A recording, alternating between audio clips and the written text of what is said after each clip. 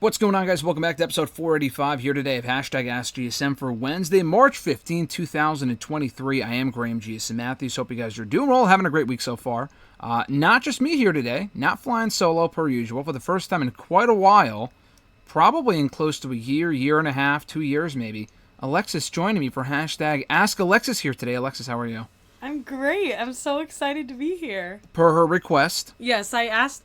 For a while now you've wanted to come on. Yeah, but especially last Wednesday, because you said you were recording for it in conversation, and it just reminded me that I wanted to be on for a while, so I asked you last week. Well, the timing worked out well. You're on spring break, and we just had the opportunity to record today. Going up a little bit later than I usually have it go up, but it's well worth the wait. We had a lot of questions, and I said this to you earlier. Probably the most amount of questions I've gotten, I don't know when the last time you were on was. I know we did it on our anniversary almost 2 years ago. I don't think you were on last year for that.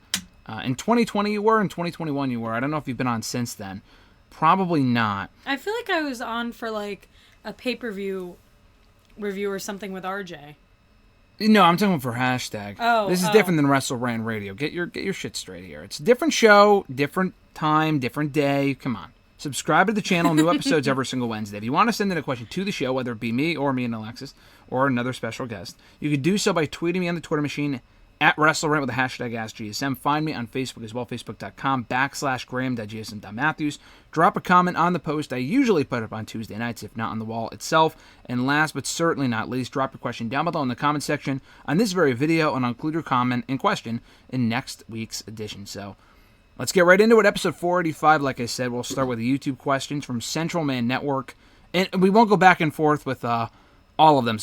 Some of them I know you won't be able to answer, you don't want to answer, so it doesn't really matter. So just as a heads up, you won't answer every single question. I will, because it's my show.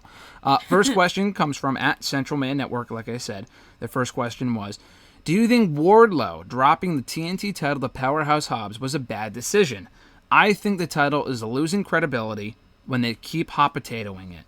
You can do the hot potato thing, so I agree, and it is a bad. So it's a bad and it's a good decision, in the sense that I'm very happy for Powerhouse Hobbs. I'm very happy he's champion because he's a fresh face in that spot. Hobbs is great. They've done fucking nothing with him for a long time now.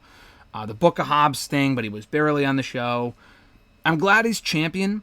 I know this wasn't part of your question. Putting him with QT Marshall is so fucking dumb. QT Marshall brings absolutely, nothing of value to Powerhouse Hobbs whatsoever.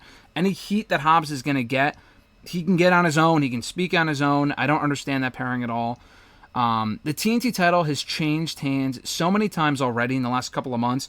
Before Hobbs won it, Wardlow won it 3 days earlier at Revolution. Before Wardlow won it, Joe won it back from Darby Allin on Dynamite. Joe won it back from Darby, who won it at the beginning of the year in his hometown. And Joe won it from Wardlow in November. So that's like 5 or 6 title changes in the course of like 3 or 4 months. The hot potatoing, like I said, the Joe and Darby stuff I didn't mind because it made sense. They had great matches.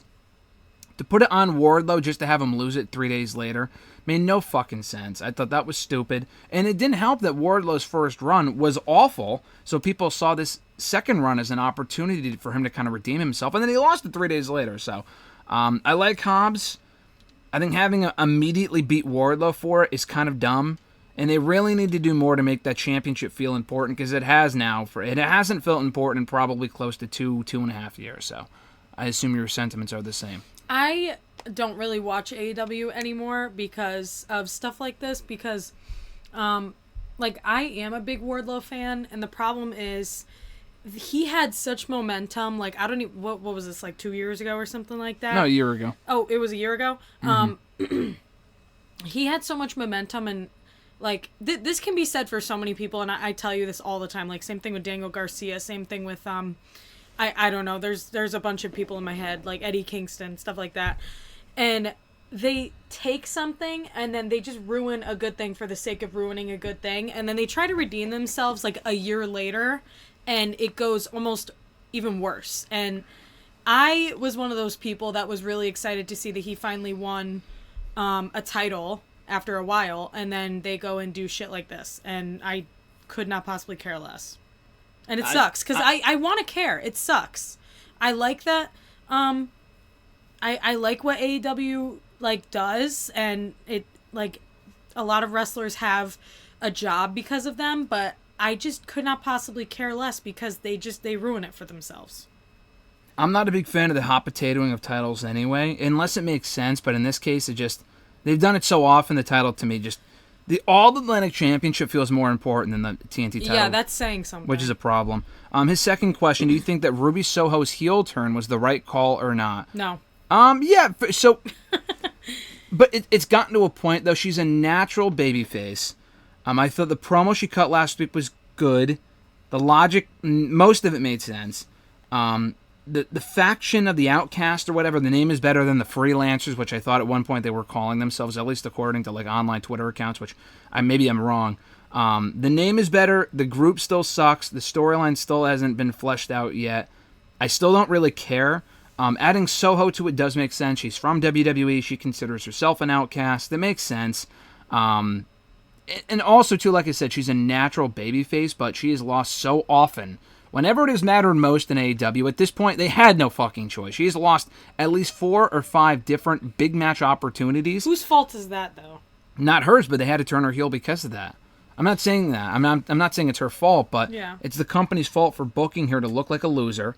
And I think the heel turn at this point is the only way to salvage her. So at this point, yes, it was the right idea to turn her heel. It doesn't really make me care about the storyline all that much. It's all about the follow-up and where she goes from here. Would you agree? Or what are your thoughts? I think the whole thing is cringy.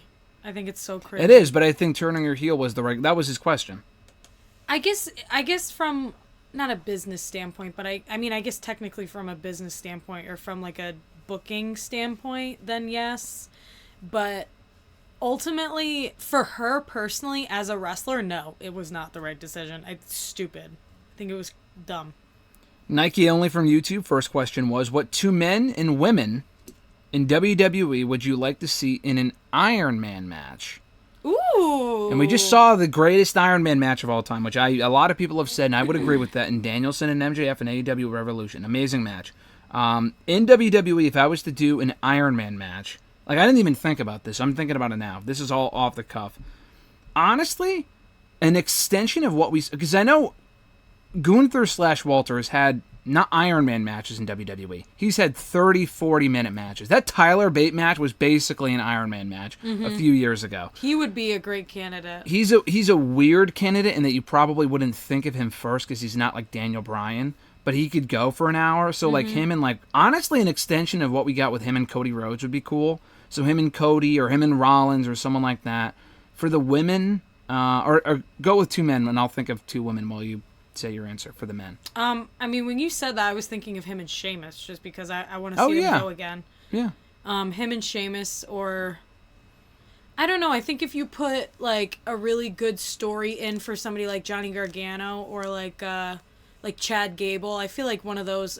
Not versus each other, but them being one of the candidates in there, I feel like they would have a really good showing. I could see that.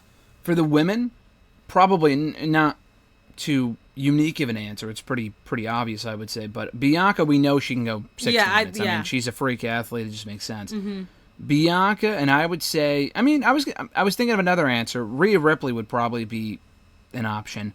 Rhea and Bianca, or Bianca and honestly Charlotte. I feel like those two can go in there and have a great option, have a great match as well. I want to see that match regardless, but as far as an Iron Man match, or an Iron Woman match rather, Charlotte has had one before in WWE, a 30-minute one with Sasha that was pretty good several years ago, and I think those two would have similar chemistry.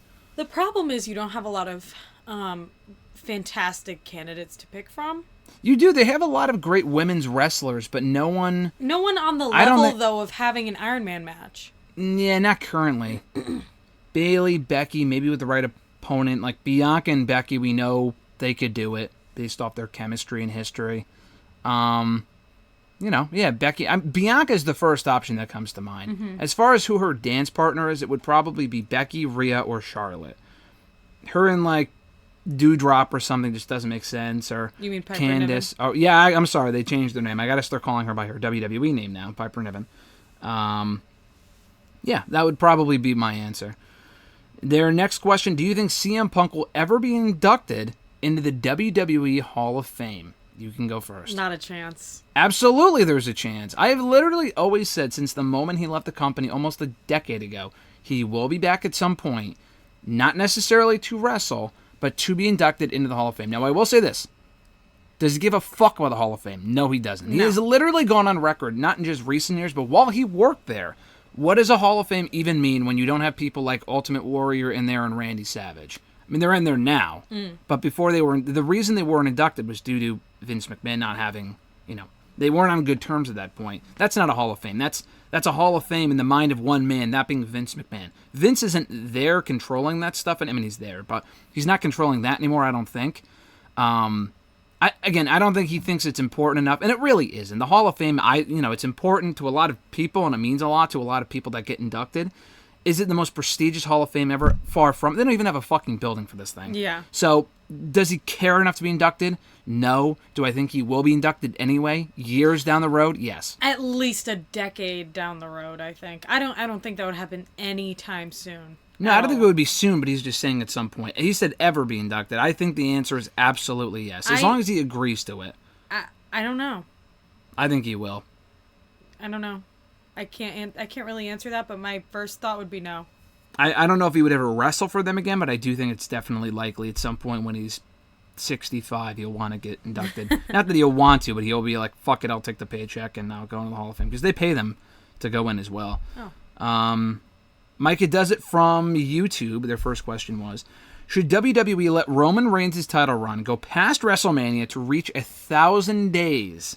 There are still a few matches for Roman to do. He lists AJ Styles, Randy Orton, Bobby Lashley, and Solo Sikoa, with Solo taking the titles at SummerSlam. Or should WWE let Cody take the titles at WrestleMania and let Roman go on a break?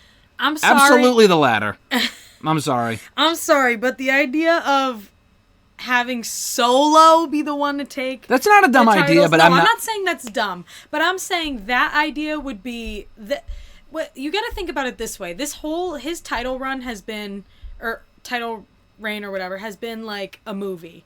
And if you end the movie with somebody that wasn't really like the answer all along, then that just makes no sense. That's just like for the sake of doing something like that. I think you could, but I think it's too soon, first of all. Solo is not remotely. Way Solo too is soon. great, and he just arrived, and he's gotten over, and he beat Kevin Owens in the main event of Raw on Monday. I would not have him be the world champion. I would do Roman and Solo at some point down the road. If you're going to do anyone from the bloodline, it would be Jey Uso. But I've said before, I don't want Jey Uso being the one, and people will disagree, and that's fine. I don't want Jey Uso being the one to end the title reign. Have him beat Roman down the road. Because the problem is, and I'm sure people will not like this, but once a tag team partner, forever a tag team partner. Like he's never going to be seen. I mean, yes and no. I think he can be, but not at a world title level though. Not for the long term though. Like I can't see him becoming like a Drew McIntyre or something. Like that's just, it's not going to happen. But I could see him being like Intercontinental Champion or something. Totally. But he's not. Like, Solo is not ready for that at all. Solo, I think, honestly, has more potential to be a world champion over Jey, but I wouldn't do that anytime soon. As far as the other people you listed, yes, I would like to see Roman against AJ, against Randy, against Bobby. Just because there are more people to do doesn't necessarily... Here's the thing. Of those people, I mean, I guess my question was, all right, you have so many opponents for Roman. Who beats Roman? He listed Solo. I don't like that idea. I don't think they would do that idea. I mean, I don't think it's a bad idea. To your credit, Micah. But I wouldn't do that idea, especially since it's too soon. But Randy's hurt, though, and like... Well, he'll be back at some point. It could be soon. Who knows when he's coming back. Yeah, I know, I agree, but he's not beating Roman. No. AJ shouldn't beat Roman. Bobby Lashley shouldn't beat Roman. Mm-hmm. So that's the thing. When I said after he beat Drew, people were like, oh, how could he beat Drew? Yeah, him being champion for the last 6-7 months has not been ideal, because it's left Raw again without a world champion. But to me... And I've said this for the last 365 days. I am fine with Roman holding on to the titles as long as he loses it to Cody Rhodes. Because Cody Rhodes, to me, right now, and people can disagree, I've had a lot of people say, actually, surprisingly, not the overwhelming majority, but more than I thought, oh, he's boring, he's not over, they should have had it be Sammy. I mean, I've been to a lot of shows since Royal Rumble. Cody is very much over it. Mm-hmm. Every promo was great. He feels like the guy. No one else in that spot. 'Cause here's the thing. I want someone to beat Roman that makes sense, that is a fresh face and can be made into a top star by beating Roman Reigns. None of this streak bullshit, like when Brock beat Taker, he was already a made guy. It worked out, but it was like, he's not a made guy. He doesn't benefit at all. Cody benefits from beating Roman. He's never been world champion in WWE, not even in AEW, Ring of Honor, yeah, but never in AEW, never in WWE or AEW. He can beat him. It makes sense. It's someone that Roman hasn't faced before. None of this shit where he loses to Roman and then he gets a rematch. That's stupid. Just give him the belt when it means something, when people don't expect it, because there are people expecting Roman to win. Have him do it when people aren't expecting it as heavily. I think it's got to be Cody Rhodes. Yeah, and the other people that Roman hasn't faced, you can always do that down the road for not a championship. Exactly. You don't need the title in the picture. Because you know they're not going to win. Yeah. So, yeah, I think it's got to be Cody Rhodes. Someone else asked about that as well. Oh, what if he, do I reach 1,000 days? Listen, dude, I've said this before, not to you specifically, but just in general. Is it worth it, though? Is it worth it to have him beat Cody Rhodes when he's at the peak of his popularity? You can say the same thing about Drew. Was it worth it? To me, yeah, honestly, it was. Drew, that was his moment. The only other person that could have beaten Roman that would have made sense and people would have been happy with it probably long term would have been Drew McIntyre, Clash of the Castle. Yeah. But I was okay with him losing because Cody still hadn't been beaten yet. If he beats Cody too, and there's no obvious answer, I mean, Braun Breaker would be, that's like years down. Like he's not ready for that. I think I said a year ago he could be ready. He's not ready. He'll be called up soon, but I don't think he's ready for that spot either. We can't keep on with with one world champion, a part-time world champion, for another 6 months. To reach 1,000 days, I mean, yeah, that'd be cool. He's come close enough.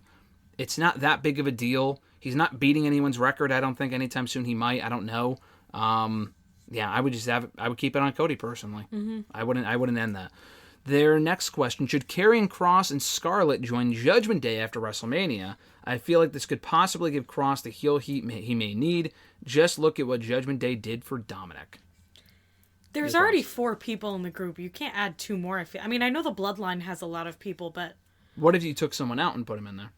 Yeah, I think, you know what? Why not? That's not a bad idea. I think of that at first and I laugh a little bit because maybe it's just because of where Kross is right now and how nobody cares about him. But I think you could have something there possibly. You would have to take someone out. You'd probably have to take Damien or Finn out. Let's be honest. You can't take Rhea or Dominic out. No. So I don't know, but yeah, you could have something there. That could be interesting. Or how about this? You could do a storyline where they're feuding with each other and then eventually he joins, or there's a stipulation where he has to join or something like that, and then hopefully it goes from there. Maybe. Honestly, on paper, that doesn't appeal to me at all. I don't know what you need to do to get crossover, but I don't think that would be it, because he feels to me, he doesn't feel like a henchman sort of person. Damien does. Rhea's not a henchman. But Finn works in his role. Dominic is just comedic gold, I think. Dominic in the role has really benefited from it. But again, I said the same thing about Dominic when he joined. The idea of him joining was a joke. Yeah. And it's been the best thing to happen to him. Could the same thing happen to Kross? I'm not saying it wouldn't. Does it appeal to me? No. And I don't think honestly, I don't really think it would make much of a difference.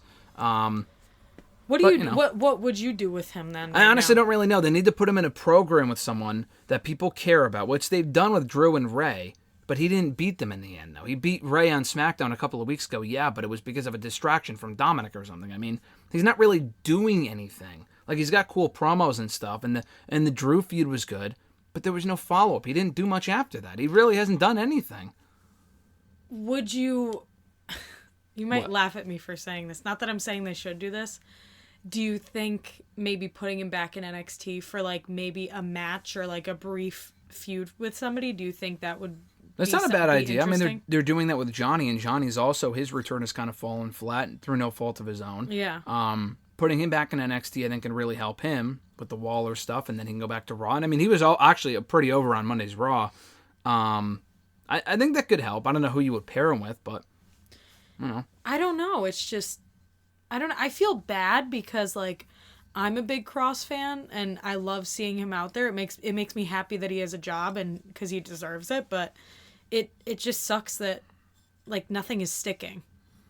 Now, yeah, they need to figure out something with him. I don't know what that would be, whether it be going to Raw or whatever. I don't know. But what he's doing now, he's not doing. He won't probably even be at WrestleMania. So no. Honestly, this probably wouldn't get him over necessarily, but what they really should have done is put him with Bray Wyatt. If Bray Wyatt had no obvious opponent for Mania, and the Uncle Howdy shit is terrible. It's awful. The Bobby stuff was terrible, and we don't even know if it's happening, which we'll get to later. Karrion probably would have lost again, but at least he's on the show. And that's a feud that makes sense because it's, I mean, people may have been bored out of their minds. Maybe the feud would have sucked. I don't know, but I'm just saying it would have been an idea, and he's an opponent right there that would have made sense, and they didn't do it, so I don't know. And Karrion is much more of like he loves the cinematic stuff, like the vignettes and the storytelling and all that stuff. And he's very good with like method acting and all that. He would have been a perfect candidate, but instead we put him with LA Knight. No, the LA Knight stuff worked. It's just that the feud was fine. The issue with me was that there was no development with any of the Wyatt shit. I don't even get me started on that. I think there's a question in there later about Bray Wyatt. So there is. We'll talk about it later. I'm just saying. I can't wait to get into that. It's not the feud itself. It was the fact there was no development with Bray Wyatt, because it was really just Bray Wyatt and LA Knight. That was it. It was the Bray Wyatt show featuring LA Knight. Exactly. And that would be no different with Kross probably, but anyway, just an idea. Or the LA Knight thing could have worked at WrestleMania, honestly, but the Wyatt stuff is just... we'll talk about it. Next question. If The Rock did decide to have a match at WrestleMania 39 against Roman Reigns, who do you think Cody Rhodes would have had a feud with at WrestleMania? It's a good question, and I think the original plan, from what I understand, I still don't believe this myself, but it's been heavily reported from, I think, Fightful and other outlets and stuff, that it would have been, they would have made a new title for Mania, and it would have been either a triple threat or some sort of combination of Seth, Drew, and Cody. That would have been the match. Underwhelming. I don't like that just because it sounds random as fuck. Yeah. Honestly, if it wasn't that, which sounds dumb because Roman should be the undisputed champion and lose as the undisputed champion and split up the belts from there, and he still has 2 title belts. He doesn't have 1, he has 2, which means at some point they have to split them up, because why the fuck would he have 2 belts for a year? Just make a new belt at that point. I think the only other option, we talked about this at the time, if he were to come back and didn't face Roman, it probably would have been him and Seth. Again. That's what I was thinking.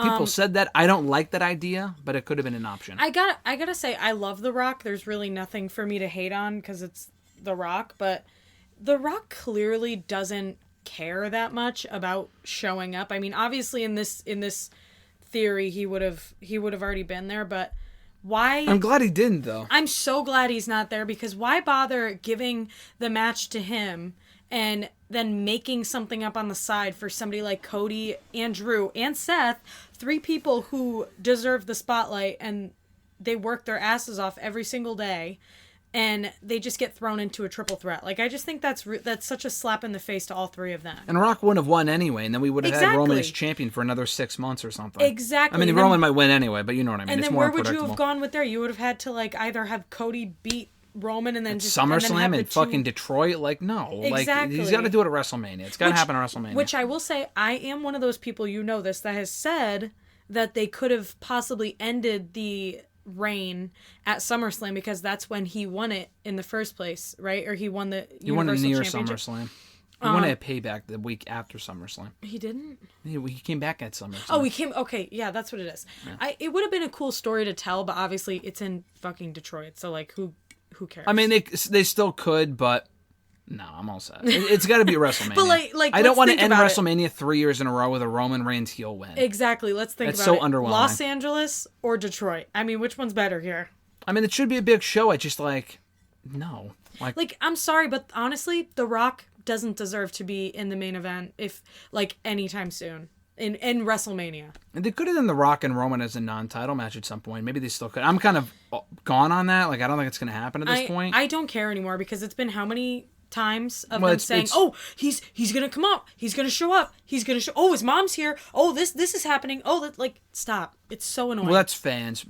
His issue is that he would kind of leave the door open for it, and then he doesn't make it happen. So it's like, why even say that he's retired and he's not coming back? Exactly. And then you have someone like John Cena who is busy and is doing stuff just as much as The Rock is. I mean, probably a little less, because The Rock's doing more. The Rock spreads himself so thin, but John Cena always makes time to come back, and that's one thing that I think he'll always have over The Rock. Twitter question this is still YouTube, I think. I think it's still YouTube for now. 6 Fox Puff is their name. First question was, how come WWE doesn't do or doesn't use their C show more? It's more like their D show, because NXT would be the C show. Main event, to drive more of their minor storylines further to get superstars over. For example, back in 2008, WWE, it was actually 2009, WWE released the show on WGN America called WWE Superstars. They would always push some of their minor storylines a little bit further so the matches wouldn't feel like a whole bunch of filler. I know exactly what you're talking about. The only time they did that on that show at that point was literally for maybe 2 or 3 months. Other than that, they never really used superstars as anything other as just television fodder, because they had a TV deal and they put their jobbers on there and just they had an extra show, so they used it. Main Event is no different. Main Event was the exact same thing, where they treated it like a priority very early on for maybe a couple of months, and they used it again as a priority in like early 2014 when it was on the network for a little bit. Beyond that, Main Event has not been important in close to a decade. It's just not interesting at all. So I don't know. I think it's just one of those things where it's just they're never really going to use it for anything more than what it is, and it's been 10 years, and I agree with you, but I also think they've done a better job lately of using Main Event as an important priority by putting NXT people on there. Carmelo Hayes was on there last week. If you're going to have Main Event, I think they should just get rid of it altogether. But if you are going to have that hour or that half hour, whatever it is, use it as a platform to get people like that over. Not enough people watch it at this point. I think it's a lost cause. You're never going to be able to further storylines on there because no one watches the show. And no matter what you do, fucking John Cena could show up, and they're not going to use no one's going to watch the show. You hear Main Event, it's like, all right, cool, I don't care. So we're past that point. But what they're doing now with the show, I think, is a nice step in the right direction as far as using it to get people exposed to the NXT talent and get the NXT talent more reps and stuff like that. Next question from them as well. Do you think WWE should split the titles, both tag team and WWE Universal titles, but also give them an each different design and actually have a set brand with set storylines, only intertwining in some cases? The answer to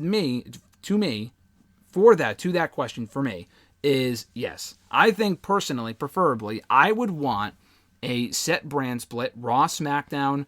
You don't have them interact at all. And then you have a champion for one, a champion for the other. The separate tag titles, the tag division isn't interesting enough currently to have two separate designs, or have, two different sets of tag team titles. Different designs for the titles I like. If and when they split the world titles again, keep the WWE belt or whatever. You have to keep that design, I think, especially because of all the stuff that they do with that design. Like I know, I agree. Yeah, but the other one they can be creative with it. Universal title needs to be redone. Yeah, the blue belt is ugly. So. The tag titles need to be redone. Yeah, so I'm fine with them having one set of tag titles, but I would prefer a brand split with separate storylines and separate champions, because that's what I came up on. I think it works personally, but I think people might disagree, but that's my opinion. What about you? Yeah, I completely agree. I mean, I think at this point, the tag team titles, they haven't come up with new tag titles, so I think they're probably planning on eventually just putting them back where they were. Like the Raw one's on Raw, the SmackDown one's on SmackDown. Otherwise, they would have already done that by now. And I don't know. I think redesigning them would be great. I hate the bright colored stuff. I think you need more neutral colors in there because it's more classy. Like the North American Championship, it's so pretty because it's like that cranberry color. It's really, really nice looking. The WWE one, I actually don't mind it. I don't mind it, but it is kind of cheesy that the logo is like the big focus of it. But at this point, again, it's a lost cause. You have to keep it like that. And then the Universal one, like, why isn't it like a globe or something? Like something like that. Instead, it's like blue. It's the same belt, but it's blue. It's the same thing. And I mean, I think that's so lazy. I'm thinking that Triple H has had it in his head that he's like, okay, when Roman loses, like, yeah, I think so too. I agree. Like when Roman loses, we're gonna change the design up, or like Cody's gonna, say something, and we're gonna go from there. Yeah.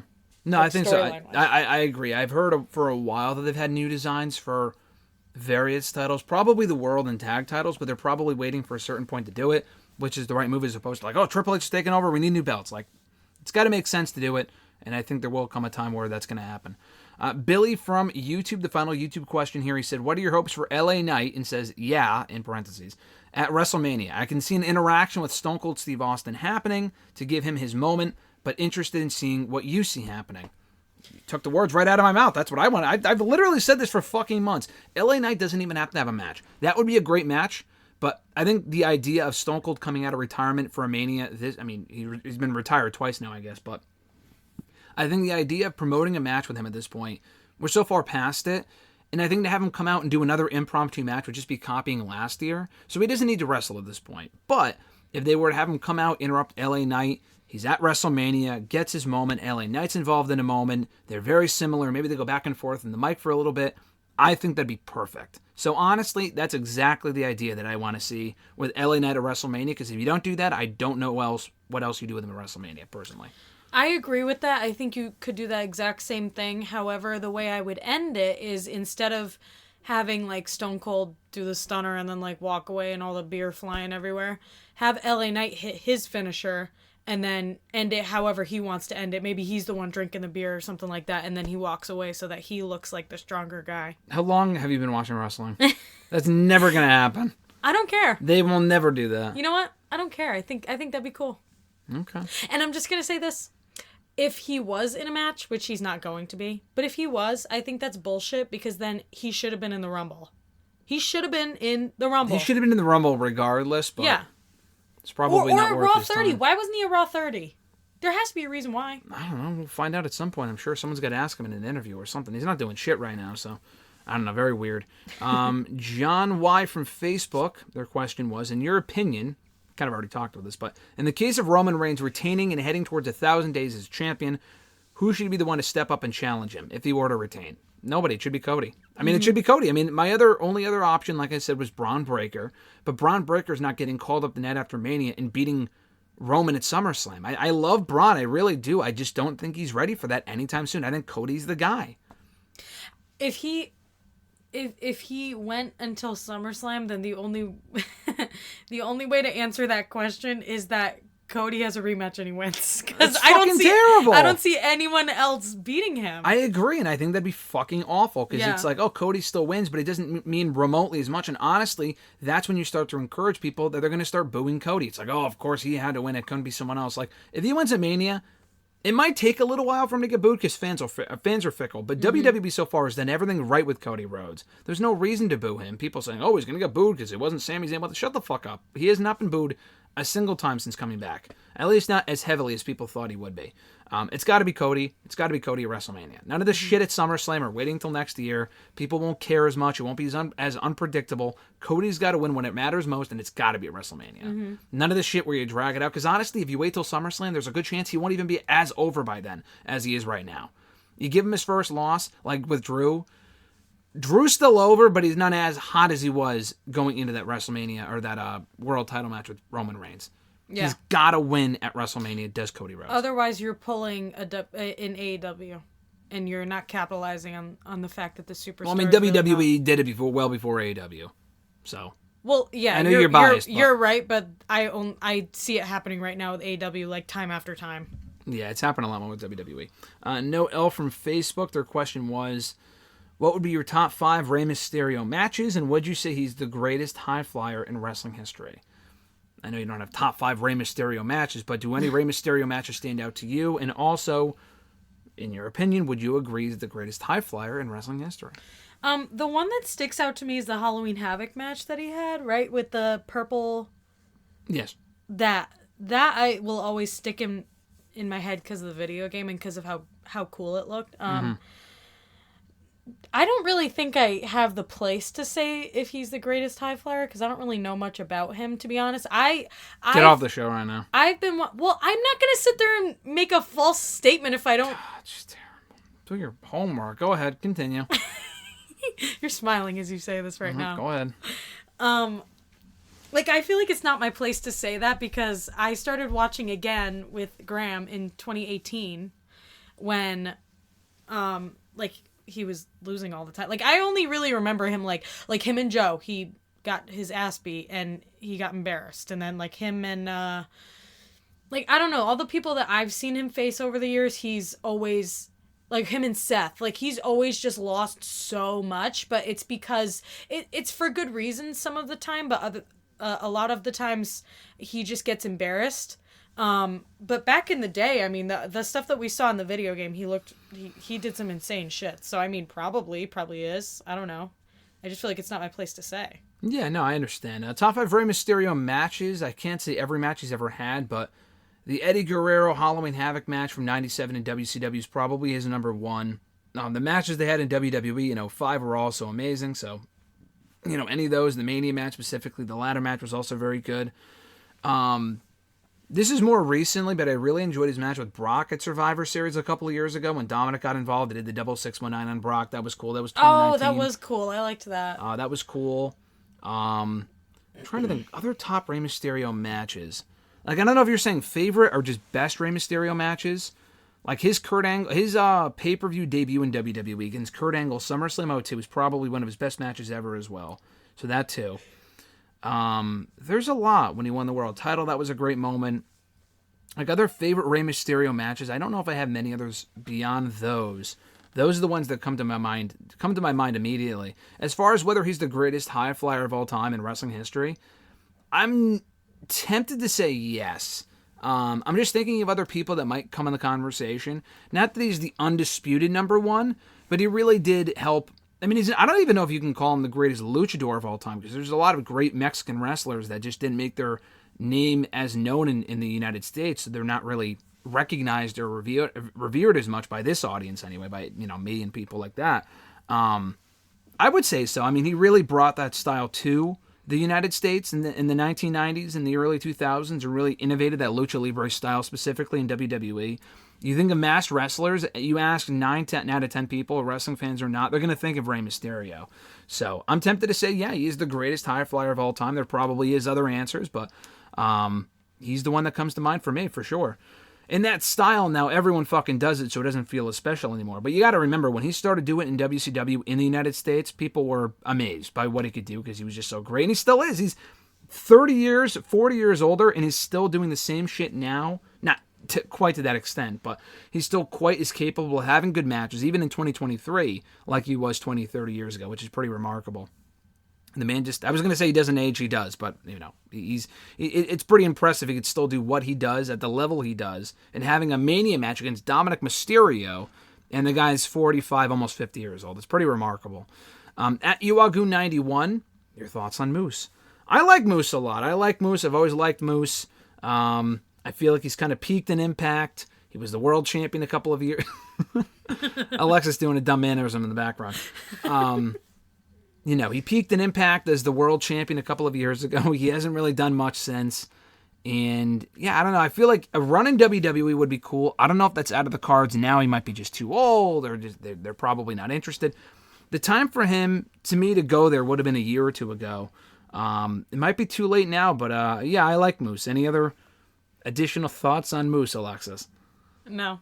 No additional thoughts on Moose. Next question, also from Iwagu91.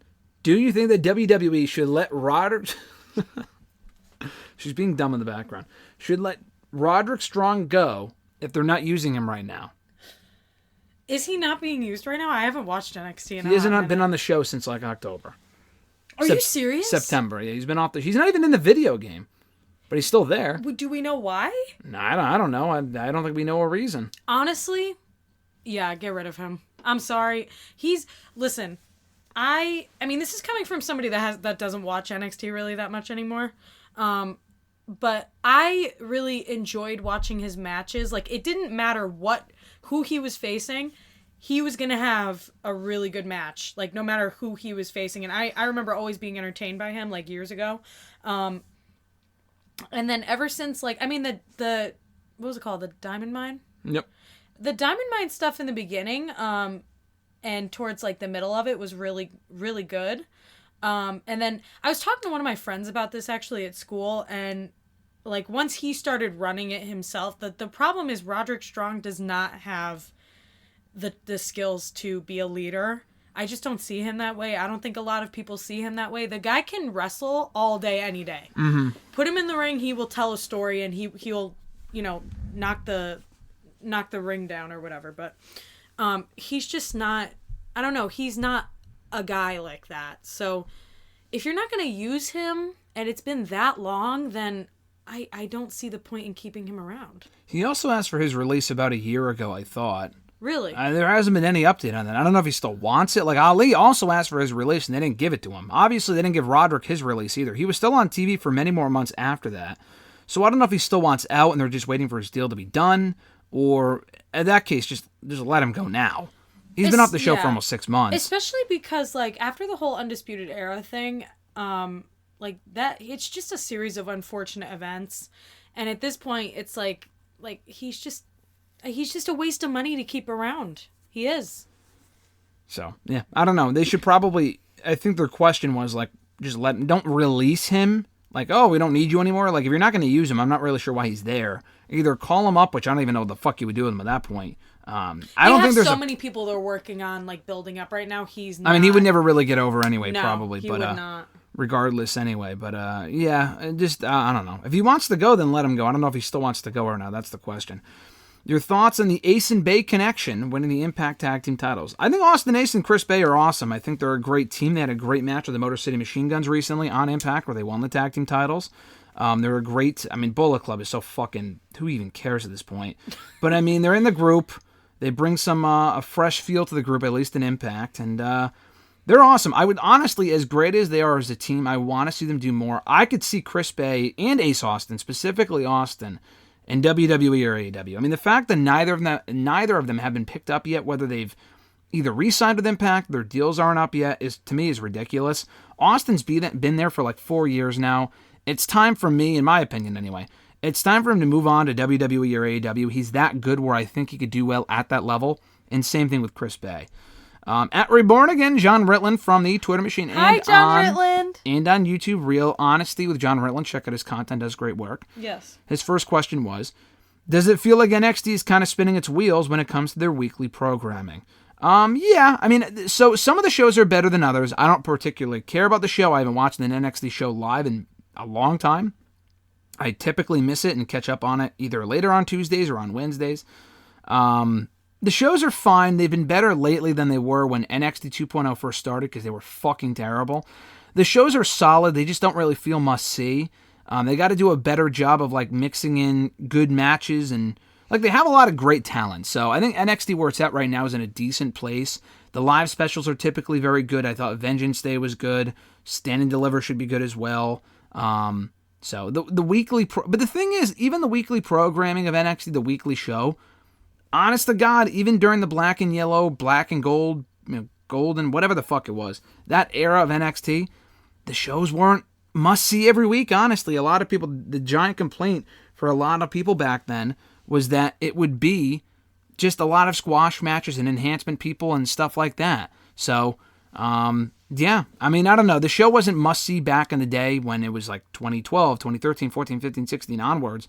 There was a lot of great talent, but it wasn't a must-see show. I think we're kind of getting that now, but the characters aren't as great now as they were back then, so it's a different issue. So I'll pass on that one for you because you don't watch NXT now anyway. That kind of answers that question as far as whether NXT is spinning its wheels right now. Yeah. If it was more must-see, I would probably have you watch it with me, but yeah, they're just going through the motions at this point. The shows are fine. I think the last night show was actually good, I thought, but by current NXT standards, I say that. By old NXT standards, it's not really overly as interesting. It's interesting too when you think about it because I think NXT was the first wrestling show that like you and I watched that I was really excited to watch and like really engaged in. And this was like 5 years ago, or this was in 2019, I think. So like early 2019. Yep. When I first got really into it. So it's just interesting to compare then to now. I mean, I don't see it as a bad thing. They're evolving and they'll probably get better in a year or two, but right now we're in a down period. Yeah, maybe it'll never be back to what it was, and it's a bummer. But for what it is, the show's okay. Definitely not great though. Next question from him. Given how long Adam Cole was out of action for legit reasons, of course, he says, how long do you see him continuing to wrestle before he ultimately decides to retire? Listen, the concussions he had were pretty bad. He was out he's still out. I mean, he's cleared apparently, but he's not wrestling his first match back for another 2 weeks, I guess. even though he came back in like early January, which is why bring him back at that point. But anyway, I don't, it's not like Adam Cole's constantly injured. It wasn't like he broke his neck or whatever and he's wrestling on borrowed time. If you got the concussion issues cleared up, a lot of people have those same sort of problems and they come back and have no problems for the rest of their career. So I think he'll continue to wrestle. I don't know how old he is now, mid-30s maybe, early 30s. Probably for another 10, 15 years, if not more. I mean, I don't see why not. So I think the concussions were bad, but I don't really see it having any bearing on his long-term career unless it happens again. If it happens again, that might be a problem. But beyond that, Adam Cole, not to my knowledge, has been very injury-prone in recent years. I don't see that really changing the trajectory as far as his long-term career. So any thoughts on Adam Cole and when you think he might retire? No. Kind of copy and paste, same answer. Yeah. Poor John. He's not getting his questions answered by you. John, I love you. You will answer this question. I'll let you lead on this one. His third question was, assuming you've seen it already, your thoughts on Scream 6. I was excited to answer this question. Okay, John. Wait, John liked the last one, right? John liked the last one. Yeah, Okay. He did not like this one. I watched your review, John. I know you didn't like the movie. John, what the fuck? What do you mean, what the fuck? Let's get this straight. John Ritland, I love you to death. But you liked the last one, which I'm going to be honest, me and Graham fucking hated that one. Most people did. Most people did like it. I know. I don't understand. It was one of the worst movies I saw last year. I hated it. And then this one, the only thing I will say, I would probably give it like a 7.5 to an 8 out of 10. I actually really enjoyed it. The one thing I didn't like was the ending and like who. Can we like talk about the ending and stuff? Spoiler alert. If you haven't seen the movie yet, please skip ahead by a couple of minutes. If you have, then it's fine. So go ahead. Okay. I didn't like the ending because of the fact that it was like conveniently it was the family, it was like Richie's family that were the killers because of the last movie. I was just like, wow, how creative. Like, okay, whatever. That's like, every Scream movie ending though. Yeah, well, yeah. That's whatever. Like I can somewhat understand and it made sense and it's okay, but it gave me the feeling when I was watching it of like I feel like the director just invented the ending like a month before the movie came out. Like it just felt very, very forced. Other than that, I really liked it. I thought it was really good. I love Jenna Ortega, big fan of her. The main character still rubs me the wrong way, although she did a better job in this movie. I thought the visuals, like the idea of doing the theater that Richie collected all the stuff in, again, that was kind of forced where it was like, oh, conveniently we have this big theater that we're going to end the movie in. But it was really cool to see all the props and all that stuff. And Billy Loomis being in it, that was really awesome. And I love all the talk of Stu because I'm a big Matthew Lillard fan. And if he's in the next one, I'm just going to say it's not going to be a quiet theater in there when I go there. Because I love that man. But yeah, I thought it was pretty good. I thought it was definitely better than the last one. Yeah, no, I actually really liked it. I thought the last one I thought was ass, so I wasn't a fan of that. I know you liked it, John. I will agree. I listened to your review. The one thing I will agree on is that I thought I don't like this about the Scream shit. At least in recent installments, the whole meta commentary shit is just so fucking cringy. Oh yeah, they did that. Requel in this. And yeah. Like, okay, I get what they're going for, but they just kind of shove it in your face so fucking much. And yeah, that I Mindy forgot girl about is that. so fucking annoying. Mindy is annoying as fuck. I was hoping she would die. I forgot about that. They did that in the one that came out last year. We both hated that. And then, again, they did it in this one. And it was just so cringy. It's like, don't even, like, just skip that part. It's We're in the reboot. Like, okay, stop. This is a joke that's going on way too long, and I get what you're trying to do, but it's like, at this point, like, we're past that. Like, just move on. Yeah, I just like a good old slasher film. Just give me that. But I know that's not what all the Scream movies are, so I get it. Whatever. It did. Watching these movies has only taught me one thing, and that is the original will never be beat, and the original is one of the greatest horror movies of all time. So yeah, I would say this one comes close, but the first one is still the best by far. By far. At noob_n_co TV, their first question was, your thoughts on Roxanne Perez getting injured last week, and with NXT standing to deliver a few weeks away, who do you think will be the new NXT Women's Champion? She didn't get hurt. I mean, she did, but she didn't. So she had a match with Mako Satomura last week. This is for you, Alexis, but everyone else probably already knows this. She had a match with Mako. She won. Afterward, as you probably, I think we talked about it, you saw, she passed out. She's not actually hurt. That was an angle. They did the exact same angle with Shawn Michaels 25 years ago. Shawn Michaels literally books his own fucking storylines on NXT. For better or for worse.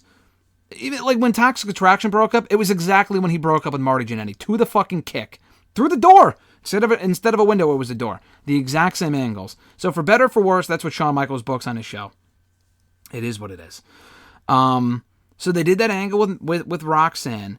And then before NXT last night, and during the show, they acknowledged, Shawn Michaels tweeted, which I didn't see because he has me blocked for some reason. I've interviewed the guy like 3 or 4 times. Super nice guy. He blocked me, I discovered. He didn't block me because I interviewed him, but around the time that I interviewed him last summer, I looked up something on his Twitter, and before I interviewed him, I realized, holy fuck, this guy has me blocked. And he hasn't always had me blocked, and he has other people blocked too. I'm like, what the fuck? I wonder if he has me blocked. I know I checked last time and he didn't, but I wonder if he has me blocked now. I wouldn't think so. He blocks, I don't know. I've never even shit on NXT publicly for the most part, so. I mean, I have, but I don't know. It's very weird. Anyway, so they tweeted out during the show he did that Roxanne was discharged from the hospital, and storyline and shit.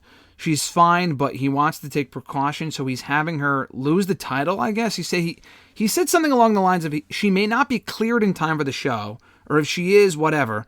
So we're going to crown a new champ. He said, in his own words, she may not be able to defend the title at the show. May not. Not saying won't or will. May not. I don't know what the fuck that means. But he said at the show, we're going to have a ladder. Oh, God, these fucking ladder matches. Ugh. Another ladder match to determine a new women's champion. I'm sure they'll kill it. I hate that idea. But if she's not hurt, that just seems so dumb. Yeah, the whole idea of vacating the title is if someone absolutely has to vacate it. But if she's not even hurt, what's the point? She's hurt in storyline, so why would you put her in a storyline where she's hurt if she's not? She just won it a couple of months ago. Yeah, that's awful. Why would you just take it off her randomly? That's not fair. I don't know. They might do a Shawn Michaels thing where she comes back and she has to face the new champion, and why even do that? What? I don't know. I just don't like that. As far as who the new champion could be or will be or whatever, I know Zoe Stark, John Ritland's favorite wrestler, qualified last night. I think she remembers when the very first NXT match happened back in 1900s.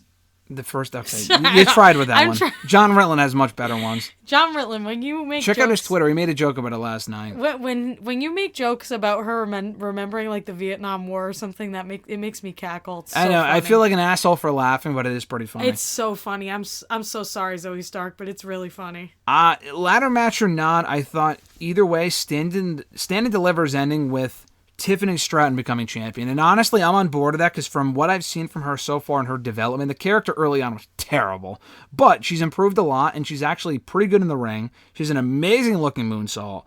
And I think she's ready for that title run. So I honestly think that she is walking out of that show the new champion. I know you don't watch NXT. Any other options that you think that come to mind beyond that, or no? Who else is in it? Zoe Stark is in it. Tiffany's not in it yet, but she probably will be. I think it's a 4-woman ladder match. I could be wrong. That's what the graphic indicated anyway, I think. Is Mako in it?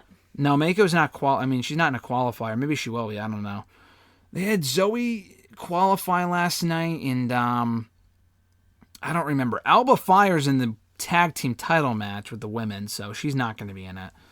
I don't really know. I forgot who else was going to be in it. But I'm going with Tiffany Stratton. I think she's going to walk out new champion. Their next question. Their next question. A lot of people aren't impressed with the Raw Women's Championship build for WrestleMania 39. Well, no shit. But do you think that Asuka's behavior and mannerisms are condescending as of late? I believe that her body language and her facial expressions do tell the story. No, absolutely not. Listen, I know you're the biggest Asuka fan in the world. I like Asuka. I think her repackaging, quote unquote, as Kana is awesome. I love the new look. I love what she wears. If she's still fucking screaming, and if she's still rambling in Japanese, and if she's still dancing around like a clown, then she's still a clown. It hasn't changed. I hate that shit. I hate what they did on Monday. The build has sucked. The build, that character-wise, it falls on Bianca and on Asuka. You're right. Her facial expressions do tell kind of a story. But not every story can be told through solely facial expressions. But she can speak English. Like, I don't understand I know, this they don't idea. have her cut a promo at all. No, I don't understand this idea that they've had that it's, like, impossible for her to speak English. She can speak English, and people can understand what she's saying. Like, it's not hard to hear her speak English. We're not stupid. So, I'm I'm like traumatized after the 2020 run that she had, like where she was dancing and 2020, she did it for 3 years. Yeah, but I remember like specifically when Becky gave her the title or something. It was like after that. Yes, I remember. Yeah. And then when she was teaming with Kyrie, oh my god, it was unbearable. Like, it was borderline channel changing worthy. It was so annoying. And she's still doing it. So I don't know if it's a her thing or a writing thing, but it's just really bad. She's still doing it, but it's not nearly to that extent. It's not, but she shouldn't be doing it at all. No, she shouldn't be doing it at all. I will say, to her credit, I enjoy seeing her. I really liked what she was wearing on Monday when we were there. She had like just street clothes on. She didn't have any fancy makeup, nothing. She looked really cool, but the dancing around with the belt, it's just dumb. And it just, Bianca, like, what's Bianca gonna do with that? You're not giving her anything. I know, and then Bianca's not cutting any promos, so it just, the feud has sucked. The match I'm sure will be good, but the feud so far has been bad. Their next question: with The Last of Us done and the Super Mario Bros. Movie coming out in a couple of weeks, what's your favorite movie or TV show adaptation based on video games? My favorite are as follows: Ratchet and Clank, Sonic the Hedgehog, Sonic the Hedgehog 2, Castlevania, and Tekken Bloodline. I know none of those except for Sonic. So I'm not going to really answer your question. I did just want to use this as an opportunity to talk about The Last of Us because it is such a great show. We just finished watching the first season, last night. Love the show. I am looking forward to the Super Mario Bros. Movie. There's not many other answers as far as like shows or video games turned into movies or shows. Rampage. That was good. I don't know if that would be my favorite, but I thought it was good. Yeah. It did not do well critically, but I enjoyed the movie. Rampage was cool, and we watched, and John Ritland didn't like it, but the Uncharted movie was cool. I never even played the game, but the movie was cool. I thought that one was decent. I will say I'm really excited for the Five Nights at Freddy's adaptation that's going down right now. They're in the middle of making it. They actually just, if anyone wants to look this up, they just had to film the stuff like from the outside of the restaurant. So they took the time to find a remote location with like a parking lot or something. It like was meant to look abandoned or something like that. And they built an entire restaurant. And they had a sign and everything, and everyone was all excited that like they were going to open up a fucking restaurant. Yeah. And then they just took it down because they were done filming those scenes. And Matthew Lillard is set to be in the movie, which is really exciting. And the interesting part, which I think it's probably better this way. But like, for example, this particular film, they're not going to do really much of anything from the video game. I mean, the video game just goes through the motions of like the Five Nights at the restaurant. But it's inspired by the game. On the other side of that, like The Last of Us is a direct adaptation from the video game. Like almost to a T. Yep. And I will say like that it might not be the most entertaining for people who have already played the game. But for people like me, I mean, I used to watch the Let's Plays as a kid, and I don't really remember much of the game at all. And watching the show was like watching new content for me, and it was really good. And I don't know, that's like the first thing that I think of, because in terms of like stuff that's like adaptations from video games, I can't think of much. Then again, I'm not really sure what kind of stuff that I've seen is adapted from video games. Yeah. Aside from the obvious. Yeah, no, I don't know. Honestly, I don't really have any other answers. Like you said, there's a lot coming out, including that, the Five Nights at Freddy's one, the Sonic one. I like those movies. I actually enjoyed those movies. I was never the biggest Sonic fan, but those movies were good. I completely agree. So, yeah. I'm so looking forward to the Super Mario Bros. Movie. It's ridiculous. So looking forward to it. At Kyle Rochelle 19, probably my most anticipated movie of the year, to be honest, and I'm a big Guardians guy. At Kyle Rochelle 19, will Roxanne get called up soon based on what happened last week? I don't think so. I think it was just their way of getting the belt off of her to do a new story with her where she's back in chase mode or something. I think that's dumb, like I said. I don't think it's because she's getting called up. I wouldn't even call her up soon anyway, honestly. If she was getting called up, she could just lose it to Tiffany or someone like that at the WrestleMania weekend show. And I would have had Tiffany beat her for the belt anyway. Whether she won, lost, doesn't matter. I love Roxanne. I think she's great. I do think it's a little soon to be calling her up just because, and someone asked me this on Twitter earlier, like, what about her do I think is not ready for her to be main roster ready? I think she still needs work on her promo. She comes across as nervous and Not that she's not sure of herself, but she comes across as very timid sometimes, and that just, I don't think will work on the main roster. It's going to get very old very quick. So she's got to work on her promos and stuff like that. But beyond that, she is great. And maybe by the summer she'll get called up or around this time next year. She's very young. She has the rest of her career ahead of her. No reason to rush into that anytime soon. So, yeah, man, those are my thoughts on that. At RJ_Marceau. RJ! Mr. Marceau's question for myself and Alexis. What are your favorite and least favorite cities you visited for a WWE event? What a great question. I love this question. Thanks, RJ. It was nice seeing you the other day.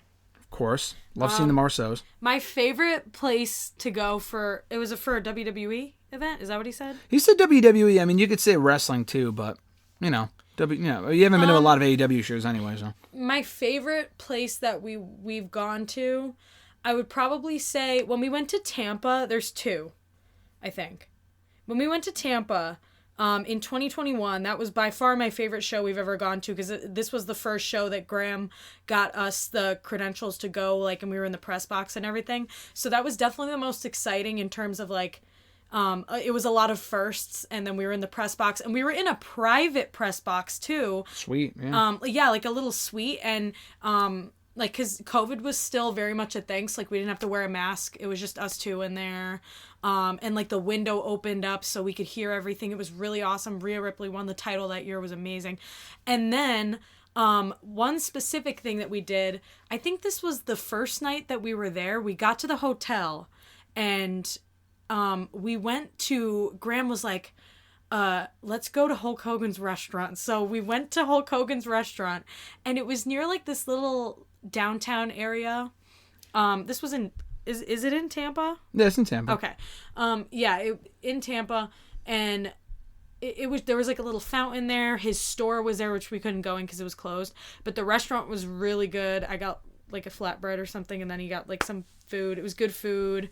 And it was a nice little beach town area. Nice little vacation from New England, which is where we are.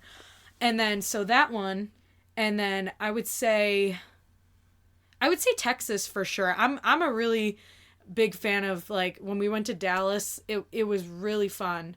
My favorite venue that we went to while we were in Dallas was by far what is that place called? We went to the MLW show for it has it's a famous place in Dallas. Yeah. Gillies. Gillies. Oh my God. Beautiful venue. It's really nice over there. And so Dallas was great. I love Dallas. I would totally go there again for fun. Really big fan of that place. You feel safe there. It's a beautiful city. And then when we went on a ghost tour, when we went to the Royal Rumble in San Antonio, that was amazing too. That was a really nice, funny memory. Mm-hmm. Yeah, that was fun. Pretty much copy and paste, honestly. I loved Dallas. San Antonio was nice while we were there. Dallas, we were there for a while. That was cool. We'll be in Los Angeles for the first time. Trying to think. My favorite, honestly, as of now, would probably have to be Chicago. You didn't mention Chicago, but for me, I was thinking that's a strong contender, but I think that's more up your alley. Yeah, Chicago's my favorite I've ever been to for a WWE show, because the city's right there. There's more to do there. Love the area within a walking distance of the building that they had Money in the Bank in a couple times. Chicago would probably be my number one. Texas was cool both times. Nashville with Mr. Marceau was a lot of fun. Vegas was great. Vegas might be, not for the Double or Nothing show, that I didn't enjoy that as nearly as much. When I went to SummerSlam by myself in Vegas, that might be my second favorite city that I've been to, because everything was so close. I'm not even a Vegas guy either, but wow, RJ, I mean... Yeah, no, that first trip I didn't like, but the second trip was a lot of fun, so that kind of climbed up in my rankings. Nashville was cool, though, when RJ and I went. It was very similar to Gillies in the setup. Texas was great. I'm trying to think. Favorite cities that I've been to for a WWE show? I'm thinking of places that we've traveled to. Places that we've just driven to. Providence is mostly a shithole. We were there the other day. It's all right. We've been to Comic-Cons over there. Mostly a shithole. Don't love going to New York City or Brooklyn for a WWE show. Do not like traveling there. The arenas themselves are nice, like MSG. Not my favorite place. Philly, again, not a great area. I was Newark, say, not a great area. Anywhere in the Northeast, probably a shithole. Bridgeport? I was going to say Bridgeport is the armpit of all the ones we've been Bridgeport's to. terrible. But in terms of like... Those are the worst. In terms of actually going to this city, then yeah, the ones I named previously. You're going to say Philly the drive? Stop it. All right, go ahead. I stole your answer. Cut that out. Cut it out. I knew what you were going to say. I'm going to edit that out of you guessing I'm what not. Go ahead. Dang it. No, but I was going to say, and I think LA is probably going to be my favorite because I've been to LA. This will be my third time in LA, and I'm really excited to go there again. But I'll always have bias for that place. But I will say, like, the drive to Philly definitely was, like, my favorite in terms of going somewhere. Because, like, flying is one thing and you kind of get bored of it after a while. But for some reason, I really liked the drive to Philly. It was really relaxing. There was a really nice sunset. The traffic wasn't that bad. The road stops were fine. And, you know, it was a nice time. But anytime we go to, like, a New England show or anything in the Northeast, yeah, it's probably not the prettiest.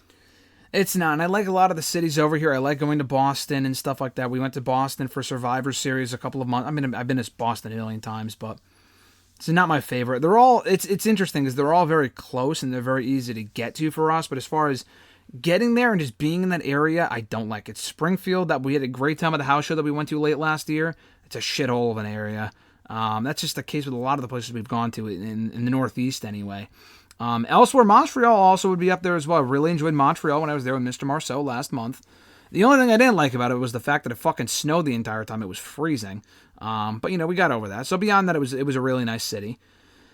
I'm trying to think where else I've been. Those are the main ones. I've been to a lot of different places. Mostly across the Northeast, Chicago, Florida, Orlando. Honestly, Orlando's another one. I love Orlando anyway for Disney.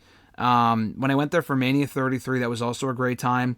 Didn't have to travel far. Great weather. Disney's right there. Orlando's another one. So probably Chicago, Orlando, what was the other one?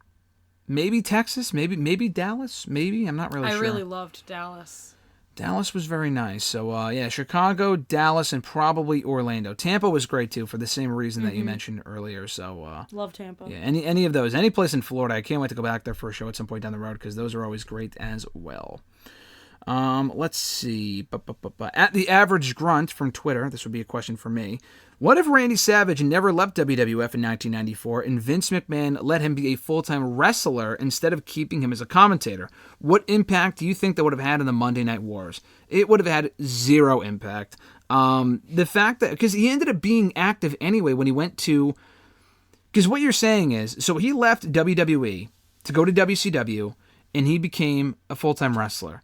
What impact did that have for WCW? None. Hogan going to WCW had an impact. That was a big deal, especially when he turned heel. Savage didn't really do anything in ring. I can't remember a single, like I'm sure he's actually had good matches in WCW. I take that back. But didn't do anything overly eventful to really make a dent in the fact, like in terms of like the ratings or make that much of an impact in WCW, good or bad. Had he stayed in WWE, would have it helped WWE? Not really. I mean, he probably would still be doing jobs or, you know, God knows what. He would have been involved in like the 94, 95, 96 storylines. By the time the Attitude Era would have rolled around, he would have been doing dumb shit. He would have been overshadowed. He wasn't as great in the ring at that point. He was kind of, not washed up, but he wasn't the Savage of old. It wasn't the same Randy Savage.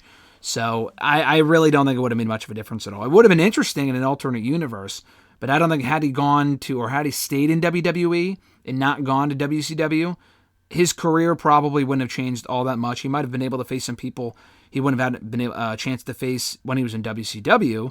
Maybe he had a match with like Shawn Michaels and Bret Hart and more matches like that before leaving WWE. But again, other than that, wouldn't have made much of a lick of a difference. At U13A, thoughts on Bray Wyatt and him possibly missing WrestleMania. Alexis, with Bray Wyatt being your favorite wrestler, we'll keep it to a minimum here because we're well over an hour in. So I'll let you take the floor first. Here's the thing. I love this man. I met him last year in April. Changed my life. He's one of my idols. You know, we drove to Philly literally drove 4.5, almost 5 hours just to see this man come back. Cried my eyes out. I love him to death. I am like probably one of the biggest Bray Wyatt fans you'll find out there. One of the normal ones at least. Let's be honest. Whoa. Sorry, everyone, but I honestly I can't bear watching him right now. I don't like the stuff that he's doing. He came back in October, and I think, if you ask me, I think he should not have come back in October. He probably should have come back, like, maybe the beginning of this year or something like that. The vignettes were really cool. They're creating a lot of buzz, and I can appreciate that. And then he comes back. Okay, cool. And then it's a bunch of mysterious stuff, but, like, sure, for, like, a month, maybe 6 weeks max, like, tops. You can do all that mysterious shit. At this point, it has been... I don't even know how many months of this bullshit, and I could not possibly care less than I did a couple months ago. Like, I'm so sick of seeing all this stuff where he'll tease like something's gonna happen, and then it's just another week of the same shit, different week, constantly. Like, oh, teasing Uncle Howdy, teasing this, teasing that. Like, enough teasing. Like, just get to the fucking point already. You know what I mean? And like, in terms of him maybe not being on the show, I don't. Like, whatever. Like, honestly, I'm sorry, but, and I don't like that I feel this way, but I don't really care. I don't care. I love the guy to death. The guy changed my life. Like, in the stuff that he did, I love him, but I don't give a shit. I don't think it's a creative idea. I mean, we were talking about this the other day. I don't think it has anything to do with creative. Why he's missing Mania, yeah. No, yeah, I don't think he walked out. That seems dumb, yeah. Yeah, I think that's stupid. I mean, he worked his ass off to get back there, so I don't think that at all. I think, if anything, it's that physical issue that I think Fightful was talking about. But, like, I don't know. They really missed the ball on everything they've been doing with him ever since he came back. I mean, he's over, but yeah, and the storylines aren't interesting. There's no reveal. I mean, honestly, I have nothing to say other than what you just said. It's the fact that nothing has happened. It's a lot of nothing. It's a lot of like cock blocking the audience. But you can't do that for 6 months. You can't. That's without the wrestling problem. at all. He's wrestled one match on TV. Aside from the dark matches, yeah, once. And the match wasn't even that good. No, ridiculous. And I'm like, it's a wrestling company. The only thing, like, I don't even know what to say. I'm just like so frustrated with it. The only thing that I think would redeem this whole thing is if he, did more of a realistic character. And he is, but even then he's still fucking up. Like, the Firefly Funhouse stuff, why are we doing that again? Yeah. Why are we doing that again? He said he wasn't going to do it anymore, and he brought it back. Late, yeah. And the cult character, even though that's the most redeeming out of all of them, because that's the coolest fucking character that he's ever done. That's the one that made me a fan of him. But he said he's never bringing it back because of Brody. So I don't know. I don't know what to do with him. I really don't.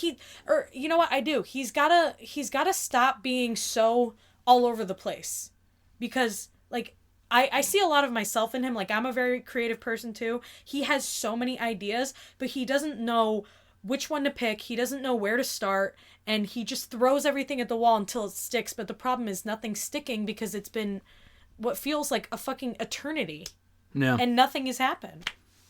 The only saving grace of him missing Mania, it's a bummer that he's missing Mania. The thing is that we were told when he first came back, whatever he's doing will culminate at Mania. We still don't know who Uncle Howdy is, first of all. We may never know who Uncle Howdy is. Which is bullshit. We know it's Bo Dallas, but like, as far as revealing it, stupid. If they didn't do it at the Royal Rumble, then I just don't care. We thought that we were told, like, they hired that long-term director of creative, Rob Fee or whatever. Mm-hmm. The fuck has he done? I mean, as far as the Bray Wyatt stuff, I'm sure he's been a great help to the company. What is the long-term direction here? We're not dragging this out for 5 years. People are like, someone complained to me on Twitter because I was complaining about Bray, and someone said, oh, you people want long-term direction, long-term storytelling, and now you get it. What's the fucking story is the question. There is no story. Exactly. There's nothing is being put into motion. It's just the same thing every week. It's like, it's literally like the Bobby Lashley thing. Bobby Lashley was standing there. It was a clip of the Muscle Man dance, and then that was the end. What was the point of that? That's the only saving grace to him being off of Mania. It's a bummer that he's missing it, but if it means that we're not getting Bobby and Bray at Mania, honestly, that's perfectly fine by me, because that feud sucked from what we got from it so far. And Raw and SmackDown this past week were better because Bray wasn't on it. I hate to say that. I feel so shitty. He's like the worst part of the shows right now. I feel so shitty that I feel that way because he's one of the best parts of SmackDown when he first came back, but now it's the opposite. Yeah. It really sucks. He dropped the ball with this whole thing. I don't know whose fault that is, but I don't know what the fuck they're doing where they're just dragging it out week after week. It's the most frustrating feeling in the world as a big Bray Wyatt fan to just see like he never ever can get it right, whether it's not his fault, whether it's Vince's fault or someone else's fault or something that accidentally happens or it's his fault. It's so frustrating to watch. It's like when is it going to be done right? Yeah. I don't know. I don't think he's leaving. I don't think he's done. I don't think we're at the point where I'll never care about Bray Wyatt. Like, he can be redeemed, but I'm just saying what he's doing right now sucks. It's just not good for him. It's not good at all. Yeah. Thoughts on AEW and Ring of Honor is his next question. Pretty generic question. I mean, you kind of already spoke about AEW earlier. I don't like AEW right now. That being said, I wore my AEW shirt to the gym today. I mean, it's on tonight, so it makes sense. Yeah, exactly. I don't like AEW right now. I appreciate what AEW / Ring of Honor can do for the wrestlers, and I'm not one of those people that's like, oh, it shouldn't be a thing or whatever. I love that it's a thing because the last thing I would want to see is those wrestlers out of a job. I think it's cool that they all have a platform. AEW's done some really great stuff for people like MJF or like even CM Punk. CM Punk fucking returned. Like, what is her name? Saraya? How do you say it? Yeah, well, yeah, Saraya, yeah. Saraya came back because of them. You know, like so many people have Christian, yeah. Yeah, exactly. So many people have platforms and the opportunity to wrestle. And it makes you appreciate the sport of wrestling more. But the problem is, and I've always said this, I don't really care nearly as much for the actual sport as I do for the story and like the spectacle. That's why WWE will always be my favorite. And then Ring of Honor, I don't really know much about what they're doing right now, but I kind of loop them together with AEW right now because AEW owns them. So I guess same thing.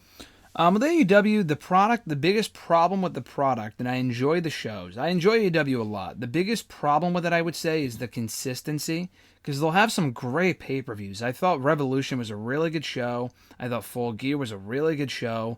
A lot of the TVs in between aren't really that must-see at all. I mean, that was the exact opposite from a couple of years ago. I'm not saying you need to keep bringing in new fresh faces every single week, as it was like, oh, who's going to show up this week? That's not sustainable. But as far as, like, the problem with AEW, and this is why it's not currently must-see or why the weekly shows aren't great. I'll be watching tonight. I think the show tonight should be good. There's no major, and not that there's none, but there's not enough storylines or characters to keep me watching every week. MJF is a guy like that. Punk was one of those guys. The other stuff, like Moxley and Paige had a fine feud outside of the title picture. The women's stuff, I think, is just fucking awful. There really isn't a lot. Like, FTR being back is nice. Like, they had some good storylines at one point, like some compelling stuff from week to week, but they just don't have that right now. Like, they'll deliver on the pay-per-views when it matters most, and that's great. But, like, the storylines, like, all right, what's going to happen next? And, like, what people am I tuning in to see? Not a lot of that right now. I'm not saying you can't be redeemed, but it's one of those things right now where the shows aren't just that, okay, it's a show, and they're just doing matches for the sake of matches. But where the fuck are we going with this? I'm so sick of investing into somebody, and after months they just fall off, and then nothing happens from there, and then they just go back to the same 10 people. And we don't see them for a long time. We don't see them for a long time. And then also, I fucking hate the Elite. Fuck the Elite. Whoa! I don't give a shit about the Elite. I hear Karrion, my Wayward Son, that stupid song at work all the time, and I just cringe. I can't stand them. I fucking hate them. Fuck those guys. That's another reason why I don't watch. And they don't do well with the women. They kind of treat the women like shit. They're an afterthought. And then another thing is, they do this thing where every time like they tease somebody turning on someone else, they literally wait a fucking year to do it when nobody cares. And then they'll finally do it. Oh, wow. Like, oh, she turned on her. Like, oh, gee, he's going to turn on him. Like, nobody fucking cares. Why is this a thing? Why is this still a thing? No one cares. So it's a lot of stupid stuff, but I'm just not a fan of them right now. Well, the Ring of Honor, I enjoy the product. They started doing Ring of Honor TV again. The shows so far have been very good. The shows should not be 2 hours long. That's ridiculous. The show so far has been great. It was headlined last week. I don't know if it was the first episode of Ring of Honor TV. Probably would have been. First episode of Ring of Honor TV that was ever headlined by 2 black women, that being Athena and Willow Nightingale for the Ring of Honor Women's title. Oh, that's cool. Why the fuck they would give that away on the show and not at Supercard of Honor, I have no idea, because it was a great match. Don't know why they would do it there and not at the pay-per-view. I told this to Alexis. Depending on what the rest of the Hall of Fame class is looking like, I'm honestly more tempted, because we'll be there in Los Angeles, obviously, for WrestleMania weekend. I'm very likely planning on going to Supercard of Honor over SmackDown / the Hall of Fame. The Hall of Fame is cool, and it's one of those things where, like, if you go once, don't really need to do it again. It's a long fucking night. Not that Supercard of Honor won't be long, but like, you look at the card that they're advertising right now, Claudio and Eddie Kingston for the Ring of Honor title, a 4-team ladder match for the I just got done complaining about ladder matches, but we're getting one at Supercard of Honor. The Reach for the Sky ladder match for the tag team titles. That's an exception, though. Yeah, I'm fine with that. Then what was the other one? Fuck. Oh, there was another match. It was like, oh, shit, that's real. Oh, Samoa Joe and Mark Briscoe for the TV title. I'd like to be there for that as well. So the Ring of Honor shows, it doesn't matter who owns the company. Every Ring of Honor show I have literally ever been to has been great to excellent. Literally, Ring of Honor has been some of the best shows I've ever been to, and I think that Mania Weekend show will be no exception. Even after AEW bought them, we went to Death Before Dishonor last summer. The FTR Briscoes match in the main event, the 2 out of 3 falls match, phenomenal. And some other great stuff on that show as well. So I'm looking forward to that show, and I think Ring of Honor, at least compared to AEW, is doing well so far on Honor Club. As we wind down here, last couple of questions. Thoughts on John Cena and Rey Mysterio in this year's WrestleMania, possibly being their last? I mean, my thoughts on Cena are my thoughts on Cena. Same thing with Rey. That's kind of broad, but I mean, that's kind of more tailored towards you, I think. But I like Cena. I like Rey. I like when Cena comes back. I like Rey Mysterio. I think Rey's doing... Honestly, I love the Rey and Dominic storyline right now. They've actually done a great job with it. I don't think Mania this year will be their last. I think they'll definitely wrestle at least next year. I don't get the vibe that they're close to being that done. They're that close to being done. But I'm looking forward to their Mania matches, although Cena burying Theory, which is absolutely what he did, was fucking dumb. Yeah, I agree with the John Cena stuff. I don't think John Cena's done anytime soon, honestly. Rey, I think, has probably at least another 2 years in him. Maybe, yeah. Not this year, yeah. No, not this year at all, although it would be a way to go out. And I think they really need to be credited for, like, turning that whole storyline around, because they drilled it into the ground. It was just like Rey Mysterio versus Judgment Day. It was like so fucking annoying. And then Triple H did the right thing by putting him on the other show, and it's been great. And honestly, like, I'm looking forward to seeing what they do at the Hall of Fame with Dominic, and like he'll probably crash it, or they'll do something like it. I'm excited to see what they're gonna do. John Cena, I don't think is done anytime soon. I appreciate that he comes back every year, because it's just, I've said this to other people, it's really cool, like, knowing that I watched while John Cena was still actively wrestling. Like, I know he's not full-time anymore, but it still feels like he very much has a presence there. Like, he will drop everything to show up again, because he knows that it means the world to people. I don't like what he's doing with Austin Theory, burying him and embarrassing him, and Austin Theory gets no word in edgewise, and he looks like a baby. And this is the U.S. champion we're talking about here, but I'm excited for that match, and I don't think he's done anytime soon. No, I don't think so either. Thoughts on wrestling video games and WWE 2K23? Another kind of broad question, but we only played 2K23 a little bit the other day. It's a really cool game. I love it. 2K22 was great. Love 2K22. Wrestling video games, I've literally bought, I think, every fucking game they've done for the last 15 years, except for maybe Battlegrounds, which I know Devin had, and he said he liked it. Other than that, I had Legends of WrestleMania, I had All Stars, I had all the WWE 2K games, I have all the WWE SVR games, except for the first one, which who cares. I have SVR 06 and every other game beyond that, after that, for the most part, so... I love the games. That's the thing, too. I'm not a gamer, but they do such a good job with the games that I enjoy playing them, specifically GMO. Check out the show every single Monday here on the channel, GSM for GM. Check it out. New season coming soon with the 2K23 roster. Looking forward to that. And, 07 will forever hold a very special place in my heart. the best wrestling game I think I've ever played, by far. If only for GM mode. But anyway, any thoughts? Yeah, I'm not big on, like, I used to play them actively with you. I mean, 07 we haven't played in a very long time, but we're still, I guess, doing stuff with that. But the 2K games, from somebody that doesn't really care to play them myself, I love watching them. Because it makes me feel like I'm a part of the conversation. I love the soundtrack. Like, 2K is absolutely, if I thought they outdid themselves last year, I mean, they outdid themselves this year too. And in terms of everything, in terms of the graphics, in terms of gameplay, in terms of the soundtrack, and in terms of a whole lot of stuff. And I'm not just saying that because Post Malone is on the soundtrack and in one of our favorite songs. But yeah, I think they really never cease to miss, aside from 2K20.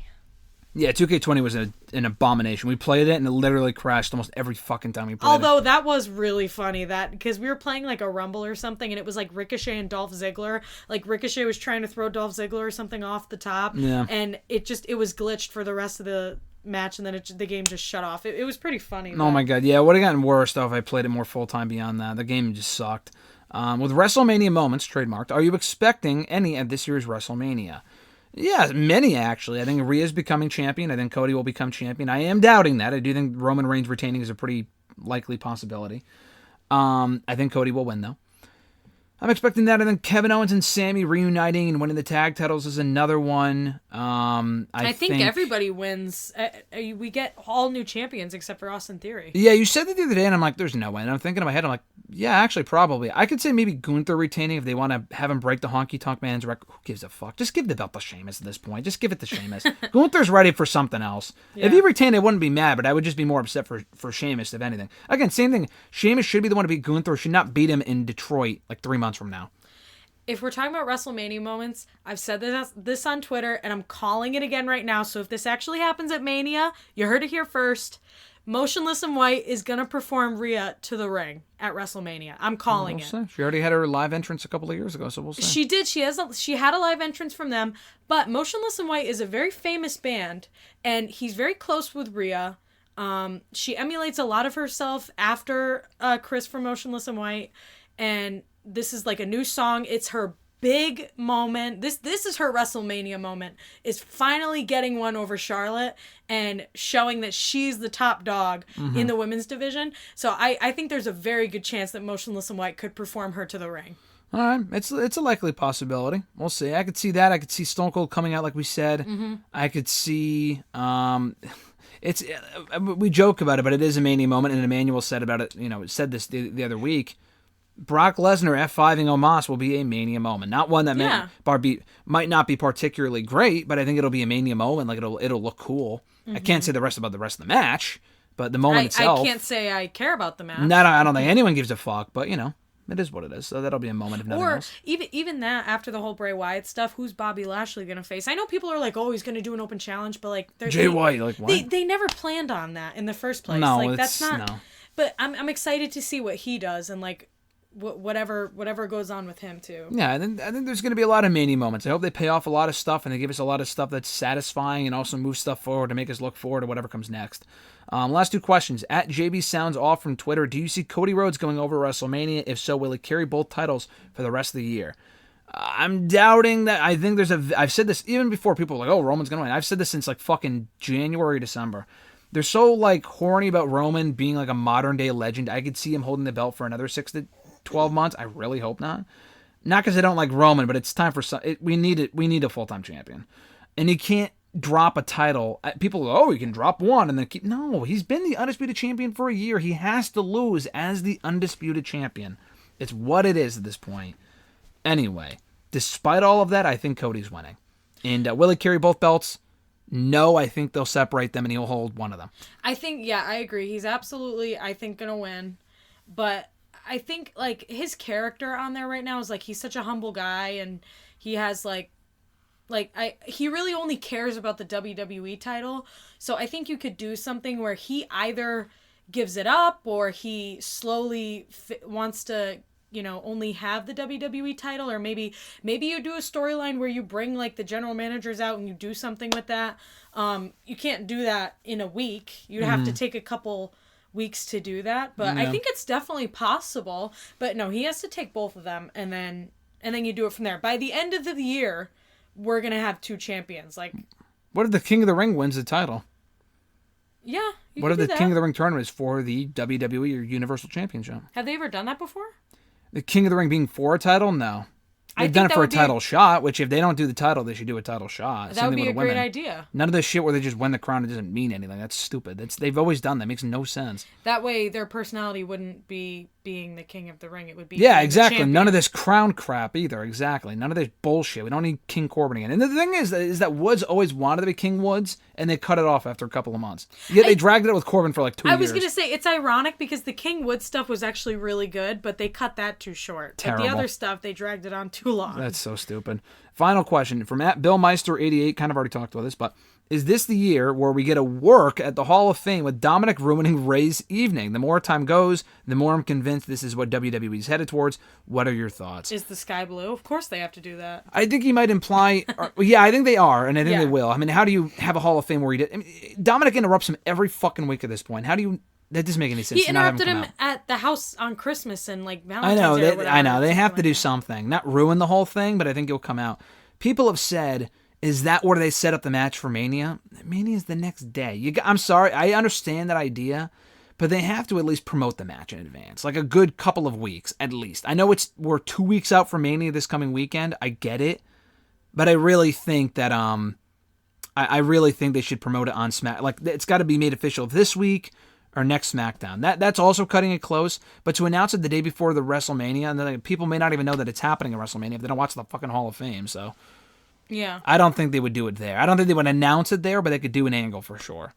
Yeah, I think it would be interesting if they announced it, at the Hall of Fame, but unfortunately the Hall of Fame is the day before, so you can't really... No, there's no time to really build it at all, yeah. Yeah, I agree with that. So maybe this week they do something. But it would make sense because people are like, oh, what is Dominic going to have to do to really make Rey pissed off enough for him to accept the match? Like, kill his dog or something? I don't know. Like, interrupting the Hall of Fame could come close. I don't know what else he does beyond that. So honestly, they're probably trying to come up with like a line that really hits some hopefully, spot yeah. I don't know. Maybe he brings in Aaliyah and threatens to beat her up. I don't know. I don't think so. I feel like he's gonna say something and like insult him in a way as like a father, as a he did. I don't know. He said, "I wish I was Eddie's son." That wasn't enough to piss off Rey in order for him to accept the match. So. I guess we'll find out either on SmackDown this week or sometime soon, if not at the Hall of Fame. Maybe Rhea threatens Aaliyah or Angie. Yeah, maybe. I could see that. Like I said, it could be an Aaliyah thing. I don't know. Yeah, I would leave it up to Dominic, though. It really has to be Dominic's doing, not Rhea doing it for him. Because it's between Rey and Dominic. But I understand what you're saying. And that's going to do it, guys, for a very long edition here today of #AskGSM. I'm very hungry, so I got to go eat. You as well. This is episode 485. 90 minutes of questions between you being here and getting over 2 pages worth of questions for the first time in a long time. I enjoy all your questions, guys, but this week, you guys really showed up with some great questions. Thanks, guys. I feel so special. So we love the idea. I love the fact that you guys sent in so many questions because Alexis is here and whatnot. Let's chalk it up to that. You're the reason why we got so many questions. And having 2 people answer them does take a while, but I enjoy doing it. Thank you guys so much for checking out the show. I appreciate it. She appreciates it as well. I looked forward to this all week. And we finally delivered and we finally got it done. So, well worth the wait. But we won't wait another 2 years to have Alexis on again, maybe for our anniversary in the summer, sometime before then. We'll see. But honestly, probably we might have to do it because we'll be at WrestleMania. I don't know. We'll figure it out. We'll be at We're going to be in LA for 9 days. I know. We'll be there on a Wednesday. I don't know. I'm not really sure what I'm going to do because we'll be at Disney that day, so we'll probably pick it. Well, honestly, we'll probably record # while we're there so I don't have to do it in advance. It's probably what we'll do. So keep an eye out for that. With that being said, though, you can check out new episodes every single Wednesday here on the channel and send in a question every single week by tweeting me on the Twitter machine, not Alexis, just me, at WrestleRant with the #AskGSM. Find me on Facebook as well, facebook.com/graham.gsm.matthews. Drop a comment on the post I usually put up on Tuesday nights, if not the wall itself. And last but certainly not least, drop your question down below in the comment section. And I'll include your question in next week's edition. Have an awesome one, guys. For Alexis, I am Graham GSM Matthews, and we'll catch your ass down the road. Bye.